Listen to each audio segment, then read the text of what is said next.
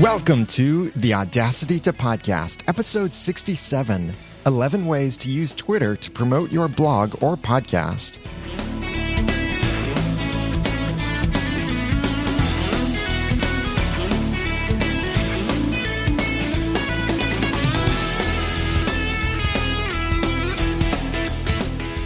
Hello, and thank you for joining me for another episode of the Audacity to Podcast. I'm Daniel J. Lewis, and this is the podcast where I give you the guts and teach you the tools to podcast with passion, organization, and dialogue. This is a how-to podcast about podcasting and using Audacity. And in this episode, this is kind of a social media focus because podcasting is social media. That's so much of what sets us apart from big media out there.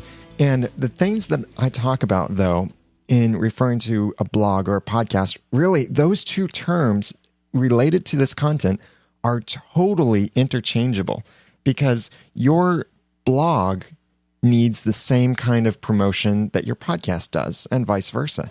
And in fact, all of the content I will be sharing today applies equally to both. So if you're just a blogger and don't have a podcast yet, you still need to hear this because this will help you. This is for bloggers and podcasters alike. I have 11 tips for ways that you can use Twitter because I see a lot of people using Twitter not the best way. And I see some people using Twitter in an absolutely dreadful way and just not taking advantage of this powerful tool. And first of all, you may think that Twitter has no significance and no value to it. Well, there is a lot of value. I probably can't change your mind, but one of the things that I can tell you is Twitter is what got me into podcasting originally, because it was through Twitter that I connected with other people in Cincinnati, met Cliff Ravenscraft, got to go to lunch with him sometime, was inspired to finally take the step into podcasting, and I've met other people and networked with other people. So all of that has come as a result of Twitter. And also a lot of the podcasts that I've launched get a lot of publicity through Twitter, and that's how people are finding my website because I'm sharing it on a social network. I've built up a following, and my followers reshare much of my content, and so that brings other people back to my website. Twitter is a very valuable tool for connecting with people, not just for spamming your followers with links to your own site. You have to think about Twitter as a means of connecting with people, building a relationship with people, not just spam. So that's what this list is intended to do, is give you some ways that you can use Twitter to promote your blog or podcast, but ways that aren't going to be spam for you. The first way is refine your Twitter identity. I was challenged to do this several years ago, where pick 3 words, or you could say 3 terms, or it could be a combination of words, but 3 words or terms to describe your brand on Twitter. Write those into your bio, if possible, and then tweet within those themes. So for me, I picked comedy, web design, and my podcast's themes. So I have multiple podcasts, so that means I can tweet about multiple themes. Yeah, I stretch it a little there, but this is all part of my branding, and you see how it's still 3 different things. By comedy, I mean that if I'm going to tweet something, I might try and tweet it in a humorous way. Web design, well, I'm a web designer, a freelance web designer. I like sharing web design kind of things and WordPress stuff and such. And then my podcast, well, I have podcasts about comedy, Christian movie reviews with critical thinking, Once Upon a Time TV show, and this podcast, the Audacity to Podcast, which is about podcasting with a slight social media twist. So those are the things that I try to tweet about. Yes, occasionally I break out of that, but not too often. Even if I'm going to tell you what I had for lunch or am about to have for lunch, I do it in a way that I try to be funny about it in some way. So refine your Twitter identity, because if you don't know what you're going to tweet about, how are you going to tweet effectively? Number 2, decide whether you need a separate Twitter account. Once you've refined your identity, then you might come up with this issue of, Should you be tweeting about your podcast, or should you have a separate account for your podcast? I see a lot of podcasters do this both ways, where maybe one way is they tweet everything from their personal account. The other way is they tweet everything podcast related from that podcast account. I would say it really depends on your content and on the brand that you already have established for yourself. Building a Twitter audience can be really hard, and it takes time and it takes work to build a quality audience. Yes, there are things out there, tools that can promise you 1,000 followers in 7 days or whatever. Those aren't going to be legitimate followers that actually care about your content. A lot of those are going to be spammers, bots, people who aren't reading Twitter anymore, people who just follow back anyone who follows them. You don't want those kinds of followers. If you have them, that's fine. Just don't look at those followers as what makes up your community. So keep in mind that your content may not be as relevant to your followers. If you've built up a really strong following on, we'll say, knitting, if you've built up a really strong following on knitting, and then you suddenly decide you're going to start a new blog or podcast about race cars, is your group of followers really going to care about your race car tweets suddenly, now that you're tweeting half about knitting and half about race cars? A lot of the followers who follow you for knitting might only see your race car tweets. Because of the nature of Twitter, people have to be there right when you tweet it in order to see it, unless they follow very few people or they have you in some list so they don't miss your tweets. But it's a very at the moment kind of thing, whoever is present and looking at Twitter at that moment. So you could have a lot of knitters looking at your tweets and they see suddenly you're tweeting about race cars and they don't care about race cars. So they unfollow you. You lose part of your community. You're dividing your community like that. But this would be a good case for maybe starting a separate Twitter account where you can build up that audience of people who are interested in race cars. Now, that doesn't mean you have to tweet everything absolutely separately, but you can cross-promote some. On your side that you've built up first, which is all about knitting, is what you're tweeting about, you could say, hey, if anyone's interested in podcasts or a blog about race cars, check out my new blog or podcast over here and follow this account. So that way you're pushing them toward your other site, building up its branding, letting those people know who already follow you about something else you do that they have the option of following, instead of just suddenly spamming them all with your race car tweets. Now, including your race car tweets every now and then is still fine, but you wouldn't want the majority of it there. So decide if you need these separate accounts. Maybe you don't need the separate accounts. Maybe you're fine with just one account. Like I have the Twitter account, The Ramen Noodle, which I really wish I could change that account, but every other name I want is taken. But everything I tweet is primarily from The Ramen Noodle.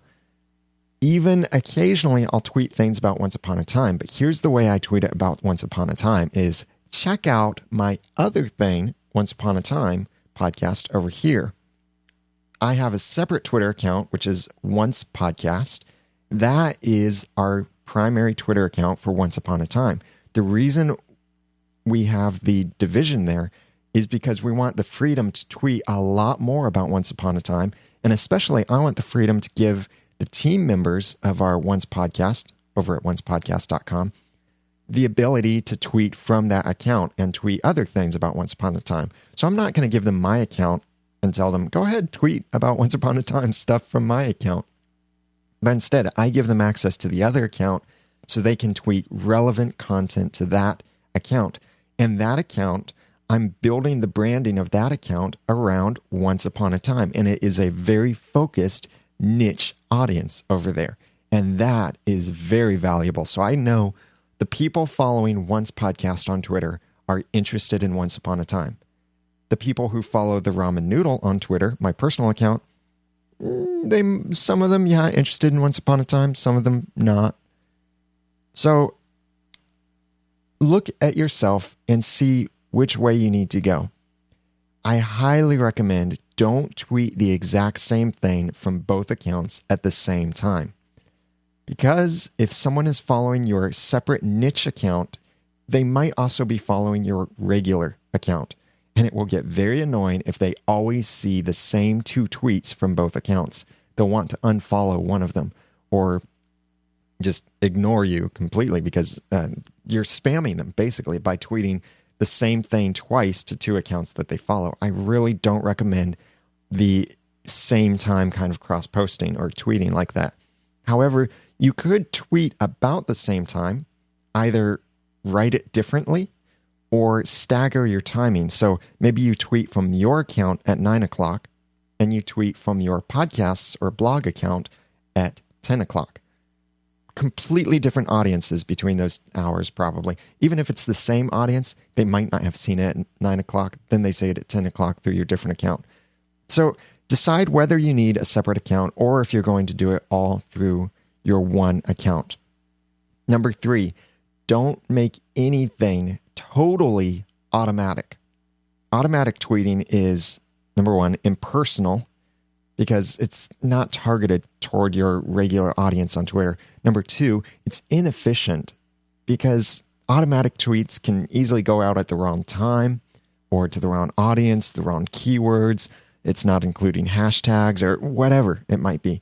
It might not even be very compelling kind of text, and I'll talk more about that in a moment. And number 3, automatic tweeting is, well, irrelevant. If you say something like, new post on my blog, that doesn't really matter to your audience so much. But if you write a customized tweet tailored to your audience, it will be a lot more enticing for them to click through and read it and maybe even retweet it.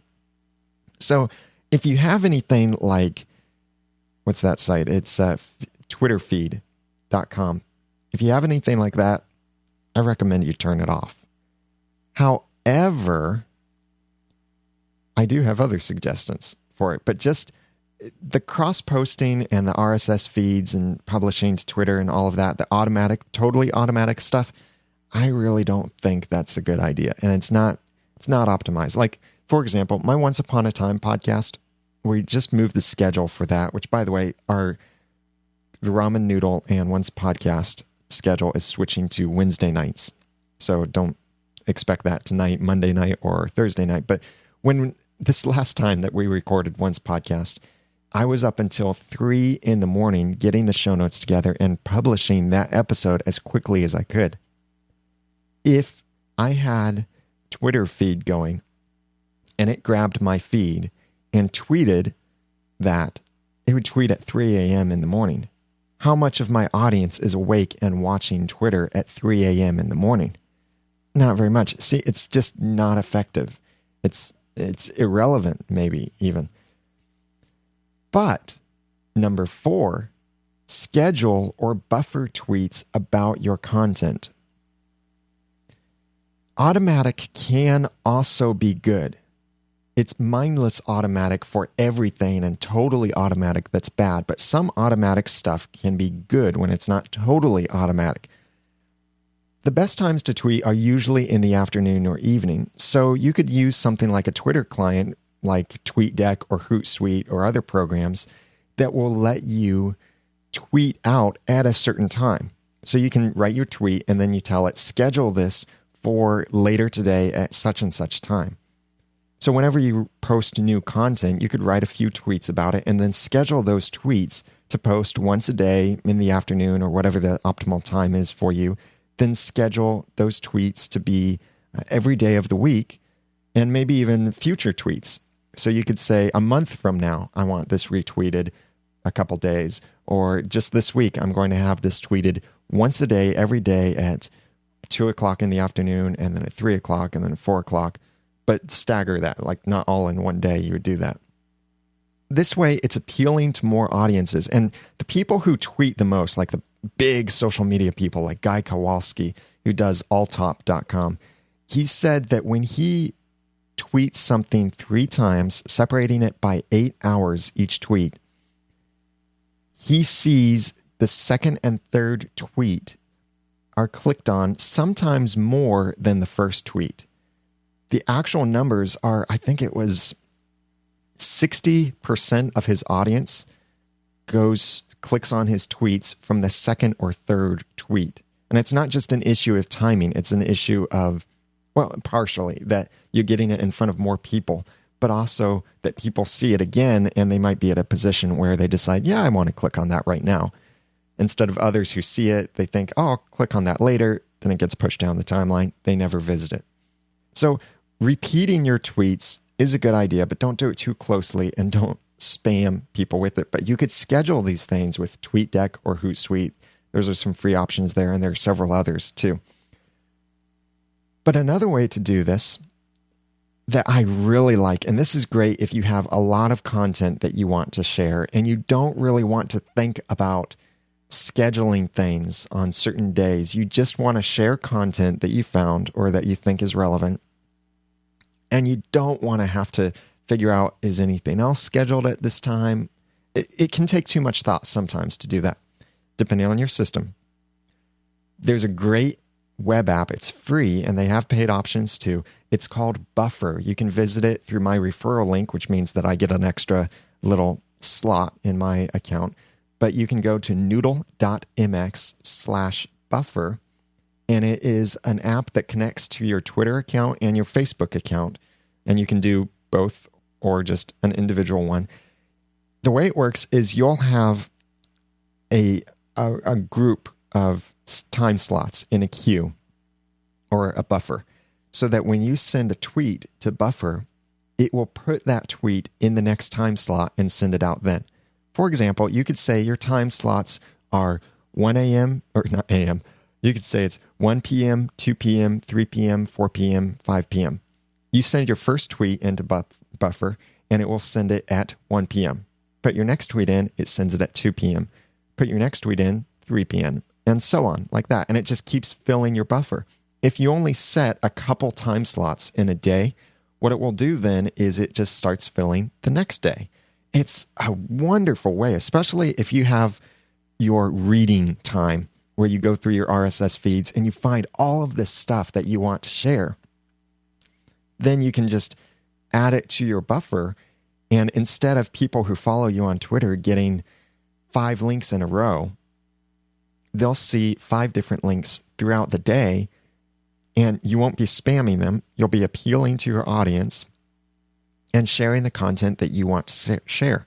I love Buffer for this. So check it out at noodle.mx/buffer is my referral link. I don't get paid for that, but I do benefit by an extra little time slot there. It's a great app. I use it a lot. And there are even other ways to use Buffer besides just reading stuff, content that you see that you want to share. You can also use this other service, another third-party service that is called If This Then That, or it's at the website ifttt.com, which stands for If This Then That. It's a basic formula or recipe site that can allow you to do many different things with many different services. But here's an example of something that you can do with it, is that you could set up Buffer to automatically grab your latest post from an RSS feed and put it in your buffer, so that even if you post at 3 a.m. in the morning, Buffer will see that, will add it to its buffer or the queue, and will tweet that out at 1 p.m. or 2 p.m. or whatever the next available time slot is for you. You can even then go back into Buffer and see what's scheduled, see if you want to rewrite anything, rearrange things on the schedule. It's really handy. And the way I do it is I have my buffers set for every half hour at 27 minutes. So it's at, for example, 127, 157, 227, 257, and so on, like that. So I know if ever I want to just send a tweet right now, I look at the clock real quick and I see how close am I to 27 or 57. Am I going to tweet right next to another tweet that I have in my buffer? That's if I know that I have things in my buffer, which I'm usually conscious of that. And there are awesome things that you can do in this. In the chat room right now, and by the way, I do this live every Monday at 2 p.m. Eastern Time on noodle.mx/live. Matt in the chat room is asking, can Buffer integrate with Google Reader? Yes, it can. There is a great setup that I also use with if this, then that, so that if I tag anything in Google Reader, or I actually use Feedly, but Feedly synchronizes with Google Reader. So if I tag anything in Feedly or Google Reader with the word buffer, it gets pulled by if this, then that, and added to my Buffer account. So then it's sent out. I don't have to think about it. It's so easy. I absolutely love it. Check it out at noodle.mx/buffer. And this can work for your site. So that way you can share your content, either buffering it with noodle.mx/buffer or by scheduling it in TweetDeck or Hootsuite or CoTweet or whatever Twitter app you want. That way you can share this content without spamming your followers. And you can consider the perfect timing for this stuff. If you want to figure out the best timing for some of these things, then I highly recommend the website socialbro.com. They have paid and free plans, but you can see some basic information about when is it that you're most retweeted. And you can get a general idea of that's probably the best time to tweet. Generally, it's afternoon to evening, Eastern time, typically. But it really depends on your audience.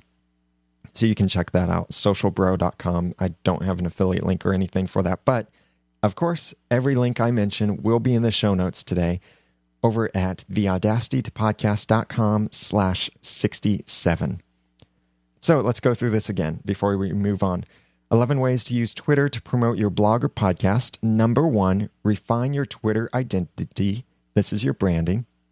Number 2, decide whether you need a separate Twitter account. Number 3, don't make anything totally automatic. Number 4, schedule or buffer tweets about your content. And number 5, search for your audience. This is where, especially if you're starting a separate Twitter account for your niche content, this is where you can build your following and find your audience. Because the idea of if you build it, they will come does not really apply on the web unless you are totally amazing and people already know about you. Yes, then if you build it, they'll probably come. But still, you have to go out there and find people to get your content. And now you have to be very careful with this, that you are not spamming people. And I would hope that you would know whether you're spamming people with this and consider how much are they seeing. But you can use Twitter search or even some automatic searches in a Twitter client like TweetDeck or Hootsuite to find people who will like your content. I wrote a long blog post about this over at newmediacincinnati.com, which is a local social media group that I'm a part of. And I'll have a link to this in the show notes over at theaudacitytopodcast.com/67 under point number 5, telling you how you can use Twitter search to find your audience and connect with them. Just to give you some basics are using things called Boolean operators. And this would be where you type in all caps and or not. You can also use quotation marks. So what I do on Twitter is I'm constantly searching for when people tweet about Audacity and podcasting. So you can probably guess what I did. I have a column in TweetDeck that is set up to search for the word Audacity. Then in all caps, I say, and the word Audacity and podcasting. So that will then find anytime someone's tweets contain both of those words. Maybe I want to search for a specific phrase. For example, if I want to search for Once Upon a Time TV show, if I just enter that into Twitter search or a TweetDeck or Hootsuite automatic search, then what I get back would be anywhere in a tweet that all of those words appear would be fine. So if someone said, hey, I saw a TV show that reminded me of Once Upon a Time in Mexico, that's going to show up. Then you see that, that's not relevant to you. And if you try and market to that person, it's not going to be relevant to them if you're doing a podcast about Once Upon a Time, which I am. So instead, put that search in quotation marks and it will look for the exact phrase. You might be familiar with doing this on Google, where if you type into a Google search with quotation marks, it looks for that exact phrase. The same thing works on Twitter search and the automatic searches in different Twitter clients. So you can even then filter it down by adding other things. Like you could say, or, but it doesn't work extremely complicated. Like I can't say this and that or that and that. I can't do that quite. It doesn't work out quite like that, unfortunately. And some things can make it run down very slowly, oddly, or not turn in results that I would have thought it would have turned in. So keep your searches a little bit simpler. Don't try and make a whole string and formula of stuff. But it can do a great job for you for finding people who are tweeting about the stuff that you like. Maybe your niche audience is the kind that uses hashtags, or there's an official hashtag for your kind of theme. Then obviously search for that hashtag. So now that you find people, you've found an audience, don't automate this process or spam people. Don't set up something that anytime anyone tweets with a certain word to send them a message and say, hey, check out my podcast about this. No, don't do that. Reach out to them in a friendly way, create a connection, and then tell them about your content that they may like. When I see people on Twitter that need help with Audacity, and like I said, I'm following, I see anytime people say certain things about Audacity, I'll reach out to them and I'll try and help them with their problem first. Sometimes helping them with their problem is pointing them back to a specific post or episode on my website. I helped someone with that just today. They were saying that they were having some problem with Audacity, and it turned out that they were trying to drag in MPEG-4 audio files into Audacity, and it wasn't working. So I pointed them directly to my podcast where I talked about how you could do that with Audacity. It's simple, by installing the FFmpeg plugin. So I told them in my tweet, I said, get the FFmpeg plugin or follow my directions here on how to do this. So I linked them directly to my content that was relevant to them. I tried to help them with a problem. Now, in other cases where I'm not directly linking as the answer, then after I solve the problem with them or help them figure something out, then I point them back to my content as a kind of thank you and by the way sort of thing. So if someone has a problem with Audacity and they say, oh, I just can't get Audacity to work with Windows 7. This software is stupid. I see that a lot, by the way. I'll reach out to them and I'll ask them, what version of Audacity are you using? And you know what they usually say? They're usually using 1.2. The people who are complaining about Audacity crashing on them are usually using 1.2. And you should know, as listeners to the Audacity podcast, that I recommend using Audacity 1.3.14, or whatever the latest beta is at the time that you're listening to this. So I'll reach out to those people. I say, when they say, tell me what version they're using, then I'll say, oh, you should be using this version because this is the version that they've designed to be compatible with Windows 7. They say, oh, wow, thanks. Yeah, that is working much better. So then I say, that's great. I'm happy that it's working for you. So then I add to it, by the way, I also have a podcast about podcasting and using Audacity. You may learn some more stuff from it there. And I'll link them to it. And of course, it depends on how much space I have in a tweet and what I can say. But I'm reaching out to them, building a connection, not just spamming them saying, you use Audacity? Check out my site. You use this? Check this out. Buy this thing from me. No, don't do that. Search for your audience, make a connection with them. And that's a way that you can use Twitter to promote your blog or podcast. So going back, number 1, refine your Twitter identity. Number 2, decide whether you need a separate Twitter account. Number 3, don't make anything totally automatic. Number 4, schedule or buffer tweets about your content. Number 5, search for your audience. And number 6, add tweet buttons to your site. This is really important, and it's really easy to do. And it's great for your visitors, too. When you add these social sharing buttons to your website, it makes it easy for people to share your content on social networks. That's kind of like, duh. But that's what it does. And it's great that people, if they see something that they like, well, they could click the Facebook like button. Or since we're talking about Twitter, they could click the tweet button and it will tweet your page to them. There are many different ways to do this. You can use official Twitter buttons, or you can use other services that add a whole bunch of buttons to your site. I'm currently using the ShareBar WordPress plugin, but I may change that soon, or I may even create my own plugin to do this on my site. But I do like that ShareBar lets me use any code I want for a button, so I can update the code myself. I don't have to wait for them to update the plugin, but it has a couple little issues with it. What these things also do is they'll pull from the title tag of your website. This is a search engine optimization kind of field. So if you have the all-in-one SEO plugin, or a theme that has search engine optimization built in, you might notice a separate thing where it says your title. That's separate from your blog post title. You could write something else in there. And I've talked about this before, that's what Google will show. If you search for your content on Google and you show up in the list, it shows that title, the SEO title. If you don't enter anything there, it defaults to whatever your post title is.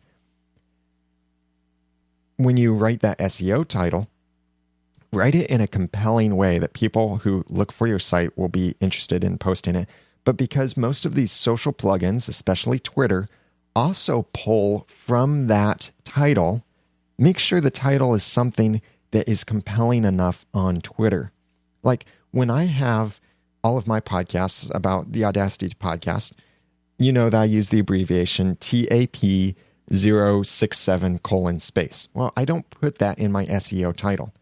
And the benefit there is also then that the tweet button pulls from the regular page title, which is a separate HTML tag, but it pulls from that SEO title. So it will tweet the actual title of my episode and not include that TAP067:. part. So it's saving space and it's making it more relevant, and I can write something that's a bit more compelling in there too. And this can be completely separate from what people see on the website. And it's great. There's also another plugin which is really good. If you don't have the newest version of Twitter, which lets you embed tweets on a web page, like you could just go to twitter.com, look at a tweet, and get the embed code from it. There's another plugin for WordPress that does this for you. It's called Twitter Blackbird Pie, and it lets you embed a tweet onto your web page. You just copy the link to that specific tweet, and it tells you how to do that. Paste that into this, and then it embeds your tweet on your webpage. This is something new that I've started doing. I've seen this done a little bit before, but didn't really give it much thought until I heard my friend Cliff Ravenscraft talking about this in relation to the new Twitter, because he saw this and realized there was a cool way that he could do this. Here's the way that he's doing it, and then I've started doing it too, but I don't have the new Twitter yet, so I'm using Twitter Blackbird Pie. So if you don't have the new Twitter yet, you can do this exact same thing. I publish my blog post. That could also be a podcast post. Then I tweet about it, and I tweet it in some way that is something that others would want to retweet, and it's compelling, it's descriptive, it's accurate, and it links back to the site. So I tweet with that. Then I quickly, and this is all within a minute of publishing the post, I grab the URL, the address to just that tweet. I paste that back into my post using Twitter Blackbird Pie, and then this will embed that tweet on the page. So at the bottom of the page, I could say, share this post or share this podcast episode with others, and people can right there retweet exactly what I wrote. So instead of just tweeting whatever the title is, it can be some kind of tweet that I have customized to the content. Maybe I want people to, instead of just tweeting, for this episode, for example, instead of tweeting 11 ways to use Twitter to promote your blog or podcast, I could customize my own tweet to say, find out how you can use Twitter to grow your audience for your blog or podcast. That could be my text and then a link back. So I embed that tweet into the site, and then people have the option of retweeting that, or they can reply to it too. So it's a great way of furthering that content. And if clout matters to you, this is also a good way of increasing your clout score as you get more people retweeting what you already said. So that's the Twitter Blackbird Pie extension or plugin for WordPress. So add these tweet buttons to your site. And it's great even to have one that is your overall site. So people can tweet about your whole site. Like if you go to any of my podcast websites and look at the header, in the top right part of the header, you'll see a like button, a tweet button, and a Google +1 button. Those are coded so that they are looking at a specific URL, which is just the domain. So that button, no matter what page you're on, that top button in the upper right corner is looking at theaudacitytopodcast.com. So if someone clicks that button, I've customized the tweet to make it says something like, hey, check out this how-to podcast about podcasting and using Audacity. And then it says via at the ramen noodle. And it has the link. So that's something I've customized, and it tweets the whole website. That's also a great way to use Twitter on your site. And I see people use that because maybe there's not just a specific piece of content they want to share. They want to share the whole site. So instead of forcing them to have to copy the URL and paste it and make their own tweet like that, they can just click that tweet button and it tweets what I want them to say about my website. And they can change it. Of course, they have that option to change it. But most of them don't. They leave it to be exactly what I chose to say. So that's awesome. So number 1, refine your Twitter identity. Number 2, decide whether you need a separate Twitter account. Number 3, don't make anything totally automatic. Number 4, schedule or buffer tweets about your content. Number 5, search for your audience. Number 6, add tweet buttons to your site. And number 7, be retweetable. This goes along. A lot of these are building on previous ones, as you can tell. Make it easy for your followers to retweet you to their followers. In fact, this is so much ingrained in my mind that almost every single tweet I write, I'm thinking about some of these rules. The first rule, this is the obvious one. Keep your tweets to fewer than 120 characters, or it's about 120 characters. Here's where I came up with that number. Tweets are limited to 140 characters in length. Please don't use TwitLonger or any service like that. Then subtract from that the length of your username, or just write this out. You know when people press the traditional retweet button and they get RT space at and then your Twitter ID, :space, and then your tweet. Figure out how many characters is that. If you were to retweet yourself, how many characters? Great way to do this is open up your favorite Twitter client that tells you how many characters you have left and type that in. Type in RT space at your Twitter ID, :space. Then it tells you a number. That's your maximum number of characters any other tweets can be if you want to be easily retweetable. Yes, there are other ways of retweeting people because there's the official retweet method, which I really don't like. But a lot of other people don't like it either. So if you write a 140 character tweet, then people using the traditional or old-fashioned retweet method won't be able to retweet you. They'll have to edit you down to something shorter.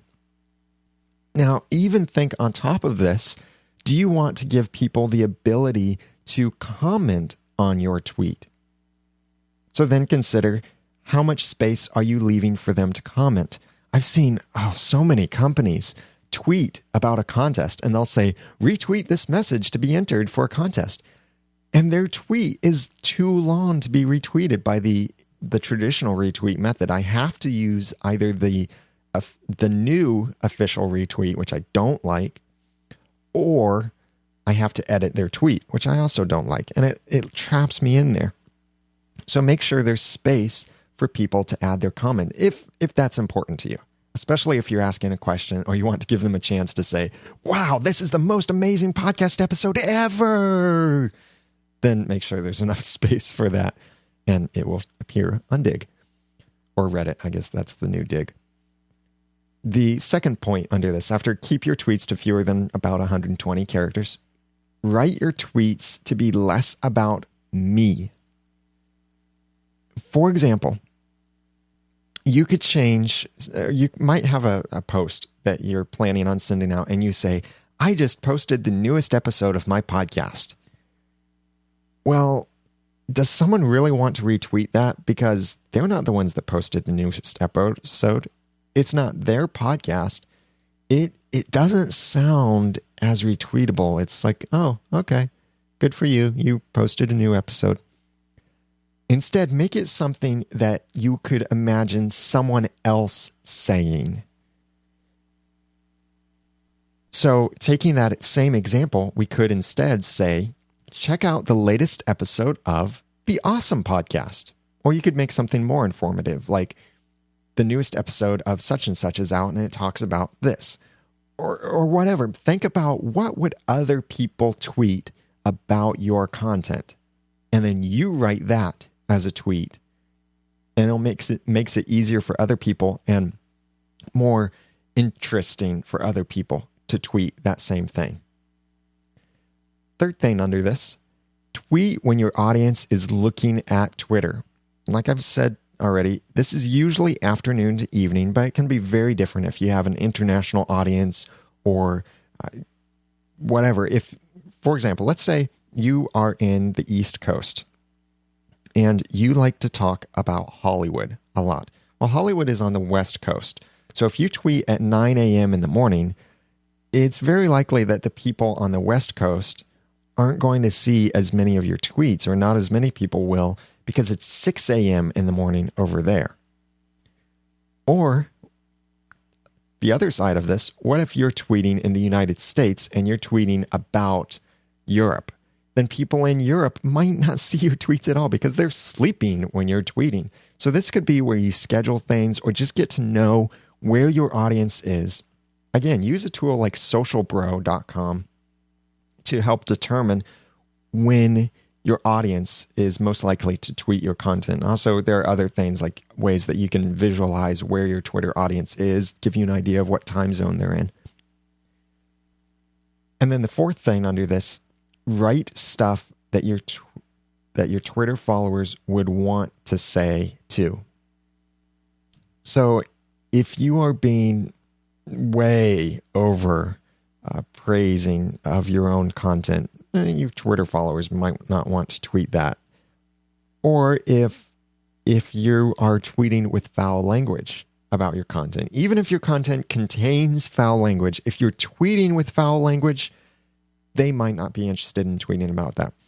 Here's the thing with myself, what I personally do on Twitter. I will not retweet anything that has foul language in it. The actual tweet. However, if the content has foul language, depending on the level and the amount of foul language, what kind of stuff it is.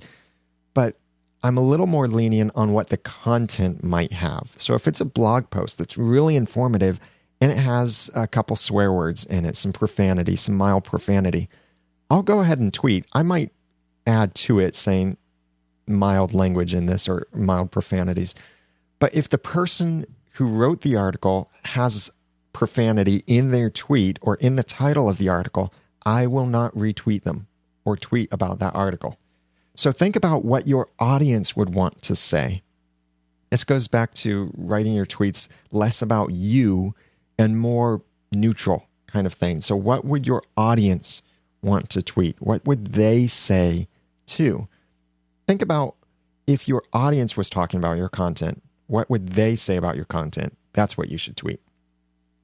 So be retweetable. Number 8, write compelling titles and tweets. There's absolutely nothing compelling about a tweet that just says, episode 13 is online. Great. That's good for you. No, sometimes even just saying episode 13 and then including the title in it might not be great either unless you write a really good title to it. You want to write a title that sparks curiosity and it sounds interesting in some way. It's descriptive of your content and it's compelling to people, something that makes them want to click on it and want to learn about what you're saying. Follow someone like Guy Kowalski on Twitter and you'll see that so much of the stuff he tweets is really interesting and compelling stuff. Even it might be something you've never cared about in your entire life. And you see the tweet and you suddenly think, yeah, that is interesting. I want to check that out. Write those kinds of tweets. Now, that takes a lot of practice, but let me give you an example of a failure I did. One of my early episodes of the Audacity podcast, before I really had my branding figured out, I was still experimenting and still building very much. The name of the episode 5, was My Secret Audacity Recipe for Great Audio. How many people are going to search for something like that in Google? Where's a secret Audacity recipe for great audio? No, it doesn't. People might not search for that. They may search for great audio in Audacity, but really, no, probably not. It's not a very good title. I did a terrible job at writing that title. That's, by the way, over at theaudacitypodcast.com/5. Do you remember what that episode is about? That's when I talked about how to use Chris's dynamic compressor to make your audio sound great and even out your highs and lows and all of that. So I should have titled it exactly that. I could have written, how to use Chris's dynamic compressor to make your audio sound great. Or I could have said something like, how to use an audio compressor plugin to fix your volume problems. That is much more practical. It's much more compelling to people than My Secret Audacity Recipe for Great Audio. See, I broke so many rules when I wrote that title. I really don't like that title. And there are certain words I may add or I may not add. Like, I might include the word Audacity in there, or I might not include the word Audacity in there. It depends on how I want this to show up or not. And since I host a podcast, I also try and write show notes that can be read not quite like a blog post on themselves, but you can get the general gist of the general gist of the content from the show notes. So that way, if you've forgotten the episode or you want to be reminded of things, I've talked about this before about writing effective show notes. So I write that in there so that people could get the main content from there, and they also see the podcast on there. But I could also say things like, listen to this podcast about how to do this, or listen to this podcast about whatever, or listen to the latest clean comedy podcast. That's the thing. Like when you see me tweet about the ramen noodle, I usually say clean comedy podcast instead of saying the ramen noodle, because that doesn't mean anything to a lot of people out there, to most people out there. But clean comedy podcast, that communicates what it is instead of just saying the ramen noodle, and they have no idea. So that kind of goes to branding. So write compelling titles and tweets. Number 9, tweet your content, not just your title. You might have a really compelling title, and that's great, but don't tweet only your title. Think about other content that you can use besides your title. Maybe you pull a quotation from your content or subpoints from your content that you could tweet. Let's take an example here. Let's say that you have a podcast episode or a blog post about 10 ways to be awesome. You could tweet, which, by the way, that could be a cool post. And if you do something like that, let me know and I'll check it out. But you could tweet saying, are you awesome? Here are 10 ways to find out, and include a link.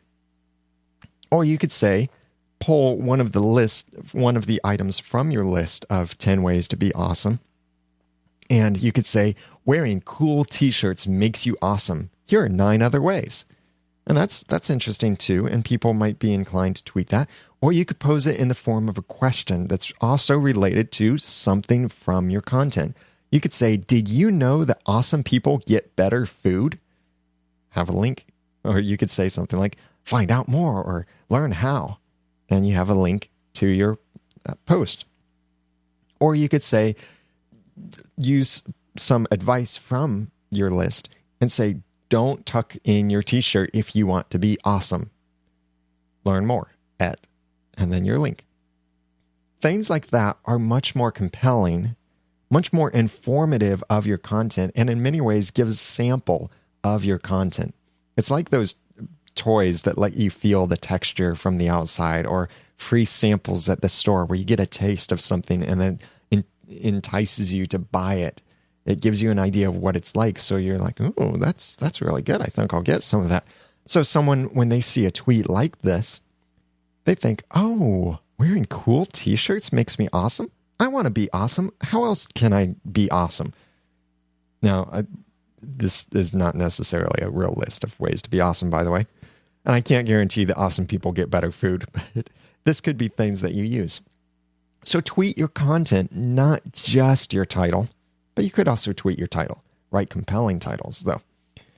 Looking at this list again, number 1, refine your Twitter identity. Number 2, decide whether you need a separate Twitter account. Number 3, don't make anything totally automatic. Number 4, schedule or buffer your tweets about your content. Number 5, search for your audience. Number 6, add tweet buttons to your site. Number 7, be retweetable. Number 8, write compelling titles and tweets. Number 9, tweet your content, not just your title. Number 10, track your success. All of these new things can be great to try, but how do you really know if they're working? This part gets a little bit more technical because I really recommend that you use Google Analytics or some kind of way that gives you some website stats. And I recommend Google Analytics. I really like them. I like the information they do, and I'm very familiar with them. So if you use Google Analytics, you could add some code to the end of any URL, any web address on your website. You add some extra code to that, and it tracks it in a special way on Google. Now, this code I do have in the show notes over at theaudacitypodcast.com/67, but the code would be something like this, and you've probably seen this before too. $UTM_source equals your source, ampersand, UTM_medium equals medium, or ampersand, UTM_content equals content, UTM_campaign equals campaign. You might see more or less than that on your thing, but the main 3 things are source, medium, and campaign. Those are the 3 required things. And I'll mention ways that you can make these links in a bit. But the source is where your visitors came from. If you tweet something, so you have your blog post, and it might be like myawesomepodcast.com/awesome29- my episode title here /. So you have all of that. Then you add to that this string from Google Analytics. So just attach that to the end, and then you could shorten that whole URL. So you don't have to worry about this taking up extra URL space in a tweet because you're most likely using a URL shortener anyway. So you add this stuff, and here's what you could do. If you are tweeting this, then your source could be, you could either say Twitter, so you know that anyone who clicks this link has come from Twitter, or you could be a bit more specific, like saying which Twitter account it is. You could type in, if I was tweeting from my account, I might type in the ramen noodle _Twitter. And by the way, keep in mind, you can do capitalization in this, dashes and underscores, but don't do any other special characters and no other spaces in your URL here that you're adding. The medium is what kind of link it is. This is pretty obvious what you could put here. If it's a tweet, you could put tweet. If it's a banner, you could put banner. If it's scanning a QR code, you could put QR_code. You don't have to be creative here. This is just something that you'll understand what it is. And that field too, source and medium and campaign are required. Then there's content. Content is an optional field, but this is great if you want to compare the results from different tweets. So if you tweet one way at a certain time of a day, and then you tweet another way the next day, and you want to compare which one was more successful, then this is where you could add this as another tag is your content. So if we're tweeting about 10 ways to be awesome, one content tag could be 10_ways_to_be_awesome. And then the other one we tweet is r_u_awesome. So we can then later compare how did each of these different ones compare in this. This is considered A/B testing, where you tweet the same thing or you're your goal is the same thing. You just get about it two different ways. You can compare A to B or A, B, C, D, E, F, G, however many ones you have. You can compare them with each other in Google Analytics. By the way, I'll have a whole separate episode someday about Google Analytics for podcasters and bloggers. Then the last tweet is also really important. It's the last tag, campaign. This is another required tag. This is what you would call this particular marketing campaign, or consider it what it is that people, or how it is that people are coming to your site. This and all of these things applies to a person when they visit your site, no matter what page they go to after visiting your primary page.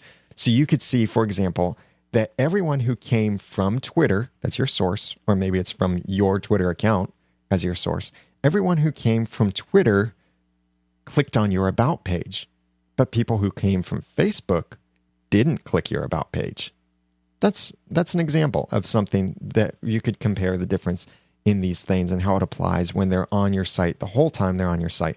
But the campaign could be what is your how you want this whole attempt to get people to visit your website or your campaign, how you want that recognized. This could be something like your episode abbreviation, or if you have a movie podcast and you have a particular episode about a movie or a series of blog posts, you could use the same campaign name for all of them. So if you're doing a series about Lord of the Rings, you could have Lord of the Rings with underscores, of course, instead of spaces. You could have that as your campaign tag every time that you blog or podcast about Lord of the Rings. So that's what are bringing people, that's the thing that's bringing people into your website is Lord of the Rings. And you can track all of this stuff in Google Analytics if you go over to the traffic sources section, and it breaks it down from there. And there are videos and help files and all of that to help you there. So this way, adding this extra line to any URL that links to your site helps you to learn the success of these things. In addition to this, there's another way to do this. If you use many of these URL shorteners like Bitly or Jump or Owly or any of these things, they often have built-in analytics that you can get to, like Bitly links or j.mp links. Just add a plus sign to the end of it, and you can see how many people click on that. You can't see where they go from there. This is just telling you how many people click on it. Same thing with Owly links from Hootsuite and other links like that. There are two basic ways that you could add this line to your URLs that make it easier for you, because you're probably thinking, man, how am I going to do this every time? This is just going to be a pain. Here are two ways that you can do it. One way is Google has a URL builder that gives you different fields. It tells you what's the URL you're linking to, and it asks you, what do you want the source to be, the medium to be, the campaign to be, and it gives you a couple other options too, and you can read more about each of those options. That's one way you can do it, to fill in a form like that. Or another way that you could do it, and this gets too complicated to explain how to set it up, or you could do a basic copy and paste in this, is use text expansion. Like there's Text Expander for OS X or Phrase Express for Windows. I have affiliate links for both of these. Text Expander, go to noodle.mx/textexpander. I have a link in the show notes. This right now is on sale for $17. That's half price, actually under half price. I paid $30-something for it. It's now $17. Definitely worth it. Yes, you can run it for free, but it gets annoying the way it bugs you, telling you, buy me, buy me, buy me. It's $17 through February 13th, so a week from today. Do check it out. It's awesome. I totally love Text Expander. I've been using it for years, and in many different ways. I use it for so many advanced things. It's one of my favorite pieces of software on my computer.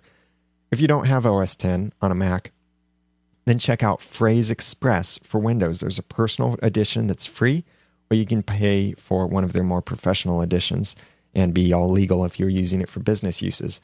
I have a link to that at noodle.mx/Phrase Express.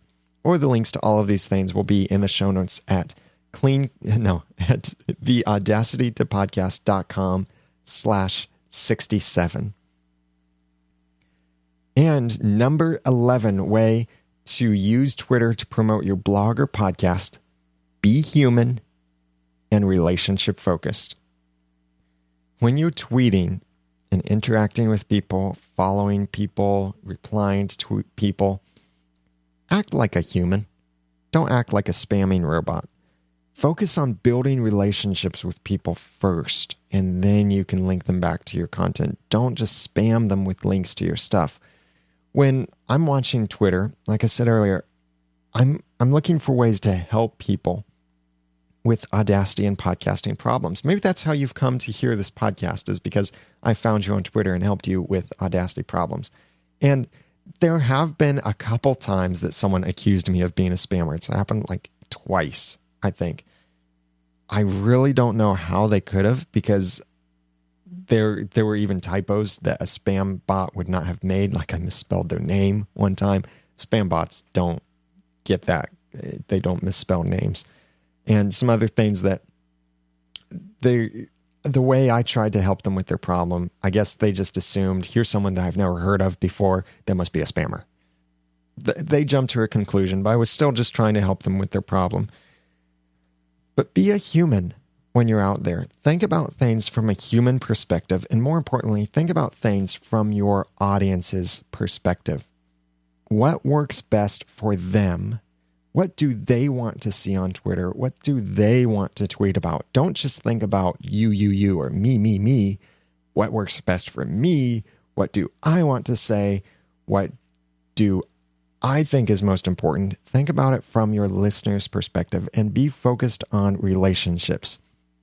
Don't just focus on bumping that FeedBurner subscription number up by 1 every day, but focus on turning people into raving fans who are passionate about your content and love what you have to share. Yeah, it comes at a higher price than just mindless subscribers and spamming people and getting them to subscribe to your blog or podcast without helping them. But the value of a raving fan is far greater than just an extra notch in your RSS belt. So the 11 ways to use Twitter to promote your blog or podcast are: number 1, refine your Twitter identity. Number 2, decide whether you need a separate Twitter account. Number 3, don't make anything totally automatic. Number 4, schedule or buffer tweets about your content. Number 5, search for your audience. Number 6, add tweet buttons to your site. Number 7, be retweetable. Number 8, write compelling titles and tweets. Number 9, tweet your content, not just your title. Number 10, track your success. And number 11, be human and relationship focused. So that's my list of ways that you can use Twitter to promote your blog or podcast. What are some other ways that you're using Twitter to help yourself? Or what do you think about these ways? Please leave a comment on the show notes over at theaudacitytopodcast.com/67. I'd be happy to discuss these things with you over there. Or if you have questions that you want answered in the podcast or feedback you want shared in the podcast, you can call 903-231-2221 or email feedback at theaudacitytopodcast.com. Or you can also now go to theaudacitytopodcast.com, and over on the right side, there's a little widget, a tab sticking out that says send a voice message. It's a service I'm trying, and you can check out a blog post I have about it over at theaudacitytopodcast.com and see what you think about it too. Next episode, I will be sharing with you what you need to get right the first time when you start podcasting. I would love to hear from you. What kind of mistakes did you make that you can't fix today? What are the things you wish you got right the first time that you're still suffering from the consequences today? This will be a really important episode for people starting out their podcast so they can do it right and not have to worry about trying to fix it later when they can't and it's impossible to fix. So please email feedback at theaudacitypodcast.com or call in to 903-231-2221. And if you want to talk about this content, go to the show notes over at theaudacitypodcast.com/67. I hope that this has helped you out a great deal. By the way, my live fire issue is partially figured out, but I'm still switching away from Livefire and rethinking several other things about commenting systems and maybe going back to intense debate because it meets certain criteria that I have. Please check out the other podcasts over at noodle.mx, and keep in mind that our live show schedule for the other podcasts are changing. The Ramen Noodle Clean Comedy podcast is now Wednesday nights at 6, and Once podcast about Once Upon a Time is Wednesday nights at 8:30. The Audacity to Podcast remains live at 2 p.m. Eastern Time over at noodle.mx/live. Now that I've given you some of the guts and taught you some of the tools, it's time for you to go podcast with passion, organization, and dialogue. I'm Daniel J. Lewis. Please follow me on Twitter at @TheRamenNoodle and subscribe to the site if you aren't already over at theaudacitytopodcast.com. Thanks for listening.